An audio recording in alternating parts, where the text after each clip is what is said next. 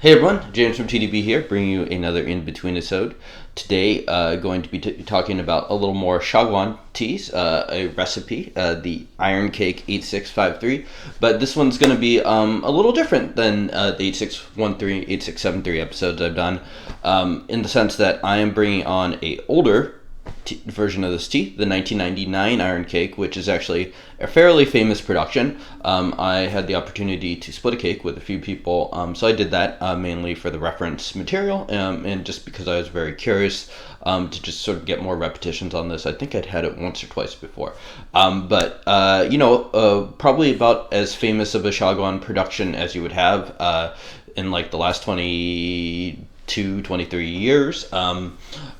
So definitely on the higher end, and a lot of just what we see and how we frame price and stuff like that is very, very relative. So, there are multiple ways of looking at this tea and the price tag that it sort of gets, and how you look at it can depend on whether you consider this tea sort of like, absurdly expensive or something a little more reasonable.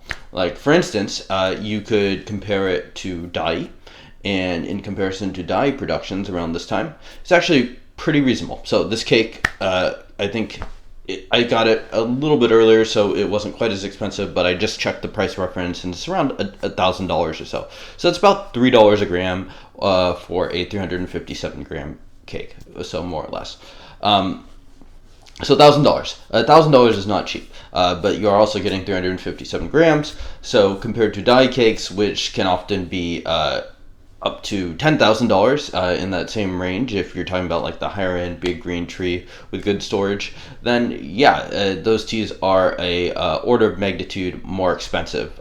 Things like the silver or gold dye, also on the higher end, are pretty pricey, and even 7542 recipes from that area, probably more expensive than this thing. Something like the blue watermark, I think, from 1987. I think that tea is much, much more expensive than this. So in comparison, $1,000 for kind of a signature Xiaguan production can look like a bit of a bargain. But then again, you can compare it to things like the 2005 8653 Iron Cake, like the good production from that year, and you could get that tea from $100 to $150-ish. So compared to that, this is pretty expensive. Compared to let's see, another way you could think about it too is just sort of like a normal session of this tea. So normally I'm using about 5 grams, 75 milliliters. So for a tea that is $3 a gram, 5 times 3, $15 for the session. So again, it's like, that's certainly probably more than I would spend on a daily session, but is $15 an obscene amount of money? In my opinion, no, not really. So, there's a lot of ways you could look at this. This is not a tea that I probably will ever end up with a cake of or anything like that, but it's something that is still somewhat attainable to me, especially if I can sort of split the cost with different people. So why is it more expensive? Well, a lot of it also has to do with probably the quality, but also scarcity. Productions during this time period, it really ramped up year after year. So once we're getting into the mid-2000s, they're making just much, much more tea. So a lot of the reason why the dyes in particular are expensive is because they have the resale value, and because they just didn't make that much of it. So the less you make of a product, and if people start to drink that, then the price would go up. So there's the investment part of that. And I think those dynamics are at play for something like this tea too, a little bit less so than dye. It's Xiaguan, I think, for whatever reason, tends to be a little bit less of an object of speculation in the Chinese market. Okay, so let's get going on the tea. All right, so I have steep number 3 here, so you can see the color there, and we also could work on making steep number 4. Cheers.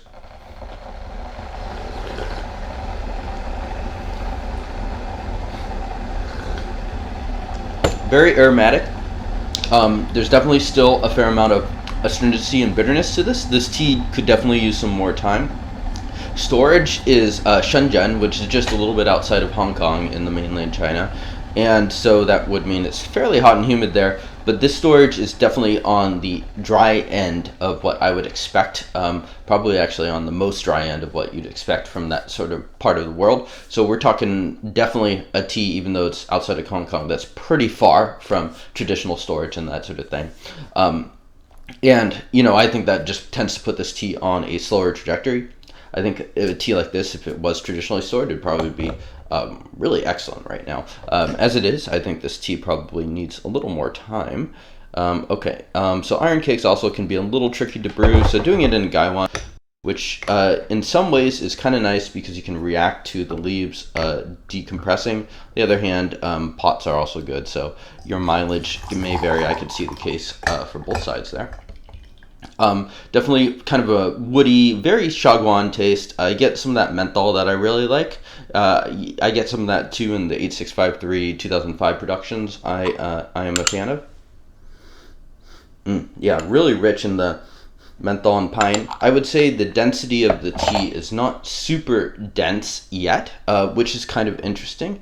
I think that might be one reason I tend to gravitate a little bit more towards Munghai is oftentimes, I don't know, it almost feels like something is just a little bit missing in the Xiaguans in terms of just like body or density or something like that. And Munghai, you often get that is sort of in the middle.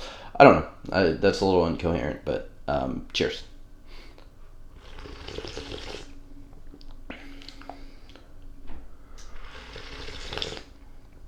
Yeah, a lot of pine sweetness to this. The thing I like in comparison to the lower end 8613, 8673 I brought on is, I don't know, the sweetness and the balance of this I think is better. There's also a greater intensity. I think the base material, and part of the reason is probably because they're using less material to make this, it's just better. It's better quality. I feel like I'm less likely to sort of get like that astringency headache that sometimes you can get for lower end factory productions. The density is starting to come in a little bit more here. Yeah, but this tea definitely needs more time, probably at least another 10 years or so is what I'd say. Yeah, definitely a little herbal too. So it kind of, you know, it has the same sort of surface level flavors that you're going to get from the 8613 and 8673. Is it better? Definitely. Is it 20 times better? $50 cake versus 1,000? No, probably not. So we're definitely talking like diminishing returns to some extent here. But this is a very nice shop factory tea. Okay, you know what? I'm gonna do one more on camera.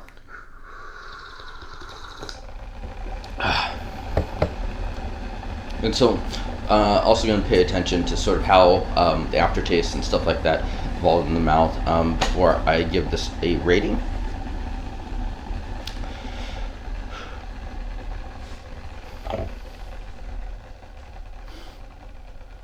Yeah, so definitely astringency, slowly transforming. I think compared to other Xiaguan, the aftertaste is a fair amount better. I feel like the depth is a little bit better too. But, you know, I mean, the Xiaguans from the mid-2000s still have a lot of that characteristic taste. So hard for me to personally justify spending up for something like this. But it is certainly interesting to try.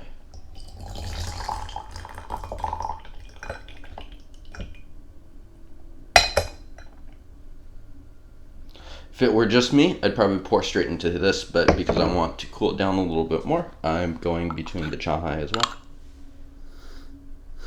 The aroma is still very rich here, so I would expect something like this to have a little extra longevity compared to those other teas, 8613, 8673. Brewed those for maybe, I don't know, 8 steeps or so. This maybe would go for 10 to 12, something like that. Cheers.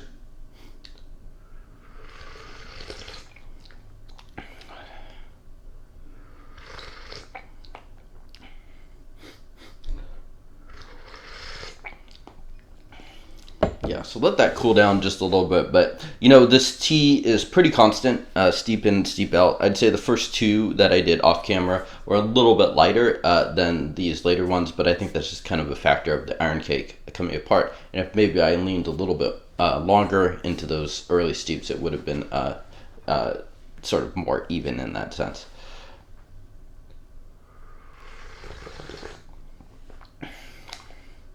Yeah, and the thing I like about the 8653 is like some of the Munghai recipes, it seems like when the good productions are good for it, the balance is just very nice for it. It's a good amount of punchiness. You can really see, like, it's not hard to see why something like this is going to age. It has punchiness, but it also has like really nice aftertaste and stuff like that. So certainly rewards you there. And you know, one thing I'm noticing on this steep is the body is thickening just a little bit, and there's just a little more texture there. Yeah. Okay, so I think that just about concludes this in-betweenisode. I'm gonna give this a 7 rating.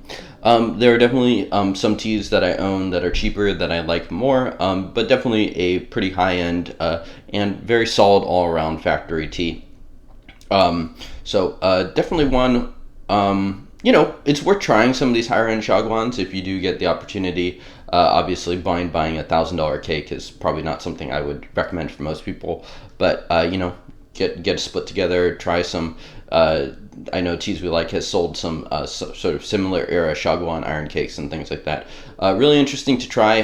Definitely recommend people seek it out when it has sort of these more intense storage. I think the iron cakes are particularly well suited towards that. So Teas We Like is good at selecting sort of like that Malaysia, Taiwan storage. So I think that would be a good place to look.